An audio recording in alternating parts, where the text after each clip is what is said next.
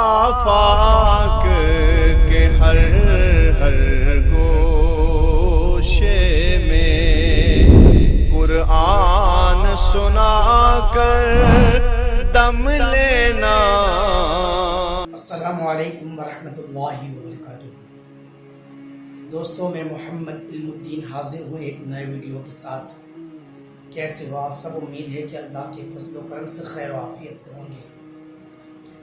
حضرات، آج جو میں ویڈیو لے کر آیا ہوں، اس سے پہلے میں چند باتیں آپ کی گوش گزار کرنا چاہوں گا، آپ کے حوالے کرنا چاہوں گا۔ آج قوم مسلم کے حالات بد سے بدتر ہوتے نظر آتے ہیں۔ قوم مسلم کا بچہ ضلالت اور گمراہی میں ڈوبا ہوا ہے۔ قوم مسلم کے ہر شخص کو اگر دیکھا جائے تو وہ جہالتوں کے دلدل میں پھنسا ہوا ہے۔ نہ اسے دین کی پرواہ ہے، نہ اسے احکام شرعیہ کی پرواہ ہے، نہ اسے رسول پاک صلی اللہ علیہ وسلم کی ذات بابرکت کی پرواہ ہے، نہ اسے اللہ رب العزت کے فرمان کا کچھ خوف ہے۔ بس بیکار زندگی میں لگا ہوا ہے، ذلت والی زندگی میں لگا ہوا ہے۔ انسان ہر طرف سے ضلالت اور گمراہی میں پڑا ہوا ہے۔ اسے دین سے کوئی لینا دینا نہیں، اسے فرامین مصطفیٰ سے کوئی لینا دینا نہیں، اسے رب کی عبادت سے، رب کی ریاضت سے، رب کے فرمان سے کچھ لینا دینا نہیں۔ اسے مطلب ہے تو بس دنیا سے مطلب ہے، غرض سے ہے تو بس دنیا سے غرض ہے۔ اے مسلمان، تو اتنا غافل کب ہو سکتا تھا؟ اے مسلمان، تو اتنا کم عقل اور گمراہ کب ہو سکتا تھا؟ تیرے آئیڈیل تو محمد مصطفیٰ صلی اللہ علیہ وسلم ہے، تیرے آئیڈیل تو صحابہ کرام اور اولیاء کرام تھے۔ آج تو جس زندگی کو گزار رہا ہے، وہ زندگی نہ اولیاء کرام کے آئیڈیل کے مطابق ہے، نہ صحابہ کرام کے آئیڈیل کے مطابق، اور نہ ہی نبیوں کی زندگی کے، اور نہ ہی نبی آخر الزمان کی زندگی کے آئیڈیل کے مطابق۔ تو نام کا مسلمان بن کر رہ گیا ہے۔ آج مسلمان کو دین کی کوئی تاریخ یاد نہیں ہے، مسلمان کو دین کی ہسٹری پتہ نہیں ہے، مسلمان کو دین کی تاریخ سے کوئی مطلب نہیں ہے۔ اے مسلمانوں، اگر اسی طرح سے زندگی گزارو گے ذلت میں، گمراہی میں، تو یاد رکھنا وہ دن دور نہیں۔ جیسا کہ علامہ ڈاکٹر اقبال نے کہا تھا، نہ سنبھلو گے تو مٹ جاؤ گے اے ہندی مسلمانوں، نہ سنبھلو گے تو مٹ جاؤ گے اے ہندی مسلمانوں، تمہاری داستان تک بھی نہ ہوگی داستانوں۔ یاد رکھے، یہ زندگی ہمیں ہرگز زیبا نہیں کرتی ہے، یہ زندگی ہمیں ہرگز سوٹ نہیں کرتی ہے۔ جس اعتبار سے ہم زندگی گزار رہے ہیں، جس اعتبار سے ہمارے جینے کا رویہ ہے، آج ہمارے پاس ٹی وی سیریلوں اور مووی وغیرہ کے لیے 3 گھنٹے کا وقت ہے۔ ایک وقت میں بیٹھ کر ہم 3 گھنٹے اس چیز کو دے سکتے ہیں، مگر ہمیں اس بات کا خیال نہیں ہے وہ نماز جو ایک وقت کی نماز میں زیادہ سے زیادہ 20 یا 25 منٹ کی ہوتی ہے، وہ ہمارے لیے دشوار ہے، وہ ہمارے لیے سخت ہے۔ اے مسلمان، یہ تو تیری زندگی جینے کا طریقہ نہیں تھا، یہ تو تیرے جینے کا طریقہ نہیں تھا۔ مسلمان تو وہ تھے کہ رب کی رضا کے لیے جب رب کی بارگاہ میں کھڑے ہو جاتے تھے تو شام سے صبح ہو جایا کرتی تھی، رات سے صبح کا سورج نمودار ہو جایا کرتا تھا، مگر انہیں اس بات کا اور وقت کی کوئی پرواہ نہیں ہوا کرتی تھی، وقت سے کوئی انہیں غرض نہیں ہوا کرتا۔ آج نبی کی تاریخ پوچھو، مسلم کو معلوم نہیں۔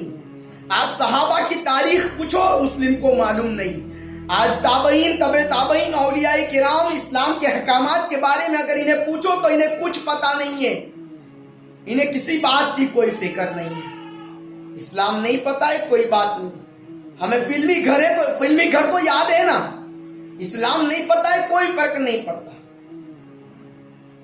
ہمیں ان گمراہوں کی سٹوریز تو یاد ہے نا، ان گمراہوں کی ہسٹری تو ہمیں یاد ہے نا، یہ ساری باتیں یاد ہیں، مگر وہ باتیں جو ہمیں یاد رکھنی تھی اللہ کے نبی کی ذات کو یاد رکھنا تھا، اللہ تبارک و تعالیٰ کے فرمودات کو یاد کرنا تھا، احکام شرعیہ کو اپنی زندگی میں یاد رکھ کر اسے اتارنا تھا۔ یہ ساری چیزیں یاد نہیں ہیں، یاد ہے تو دنیا داری یاد ہے، یاد ہے تو دنیا کی غرض یاد ہے، بس اس کے علاوہ ہمیں کوئی مقصد نہیں ہے کہ دنیا کیا کرتی ہے۔ ہم تو اپنی موج میں زندگی بتانا چاہتے ہیں، ہم تو اپنی مستی میں زندگی گزارنا چاہتے ہیں۔ مسلمانوں یاد رکھو، یہ تمہاری زندگی نہیں ہے۔ ماہ ربیع النور شریف کا مہینہ ہے، پیارے مصطفیٰ صلی اللہ علیہ وسلم کی آمد کا مہینہ ہے، مگر مسلمان اس سے بے خبر ہے۔ ماہ ربیع الاول تو پتا ہے، مگر ماہ ربیع الاول کس سے منسوب ہے یہ نہیں پتا ہے۔ جس کے صدقے میں زندگی ملی ہے اس مصطفیٰ پیارے کی ذات کو یاد نہیں رکھتا ہے۔ کیا یہی مصطفیٰ پیارے سے محبت ہے؟ کیا یہی مصطفیٰ پیارے سے عشق اور لگاؤ ہے؟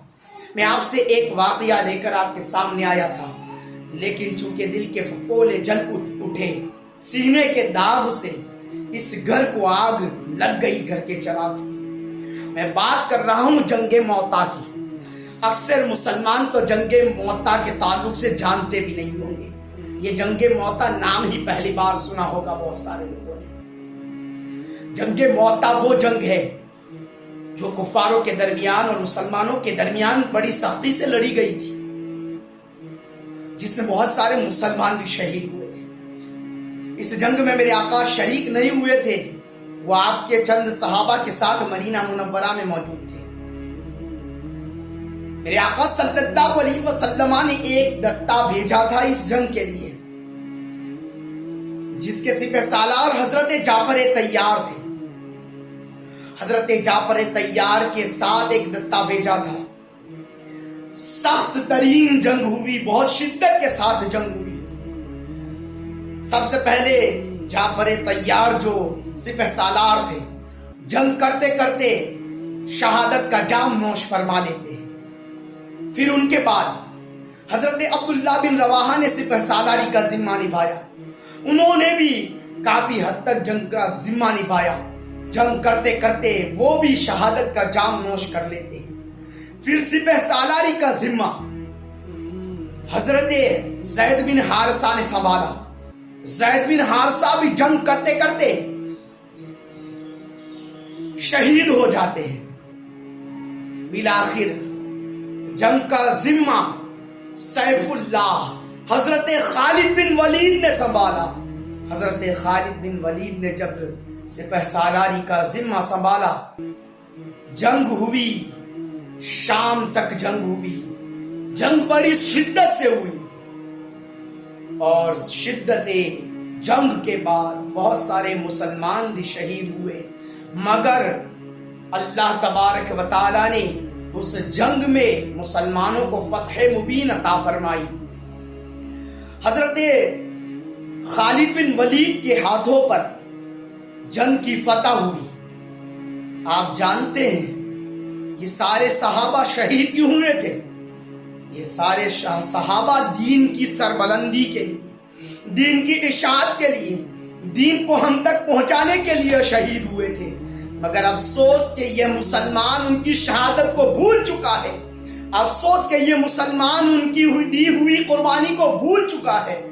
مسلمانوں، ان کی قربانی کو بھولنا یہ ہرگز نہیں صحیح ہے، اس لیے کہ آج جو ہم اسلام کا لبادہ اوڑے ہوئے نا، یہ انہیں شہدائے کرام کی زندگی کا صدقہ ہے، یہ انہی کی عطا کا صدقہ ہے کہ آج ہم مسلمان ہیں۔ ہمیں اسلام کو سمجھنا ہوگا۔ بالآخر جب جنگ ہو گئی، میرے آقا صلی اللہ علیہ وسلم مدینہ میں بیٹھے تھے، جنگ تو ہوئی، مگر اس کا ایک اور پہلو میں آپ کو سمجھانا چاہتا ہوں۔